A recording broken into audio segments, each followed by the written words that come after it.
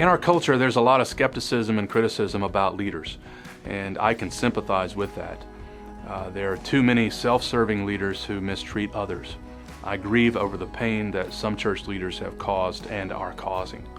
So when I speak about honoring pastoral leaders, I can understand why some may bristle at this idea. But we must allow the Bible to shape us on this matter, as with every other matter in the church.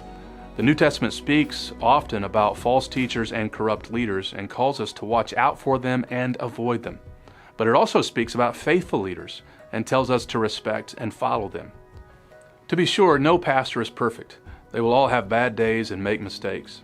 But a faithful leader is one of whom it is true that the overall pursuit and pattern of their life is faithfulness.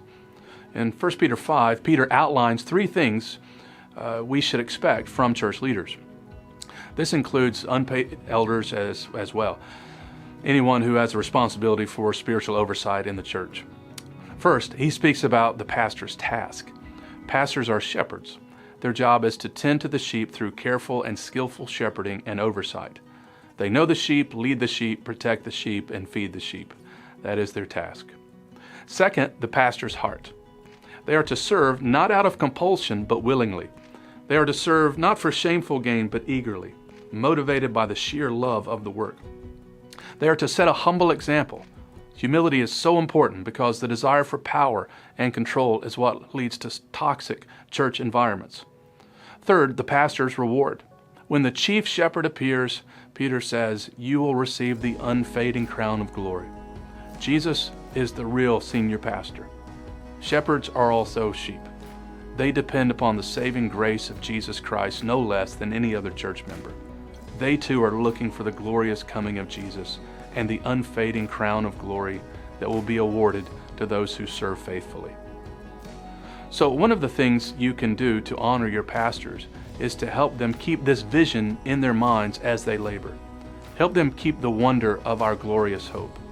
Sermon preparation is exhausting, lonely, and often unrewarding. Pastoral care is often unnoticed and draining, but the chief shepherd sees such faithful work and he will reward it. Assuming that your church's leaders are pursuing this kind of leadership, as a church member, you have obligations to them. You are to humbly submit to their leadership. Now, this doesn't mean that your elders are always right or that they will always do things well and are therefore beyond correction. Humility before leaders does not mean you can never question what they do. But it does mean that when you do need to have these conversations about an issue, it's carried out with humility, it's carried out biblically, not haughtily or hatefully. You'll spend more time now with one another discussing 1 Peter 5 and thinking about how to honor leaders in your context. Let me leave you with this thought.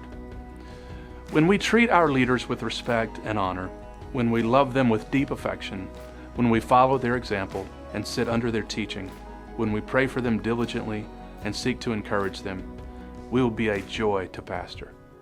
And that will not only bless them, it will bless us as well. Why don't you take some time before you begin this session and pray together?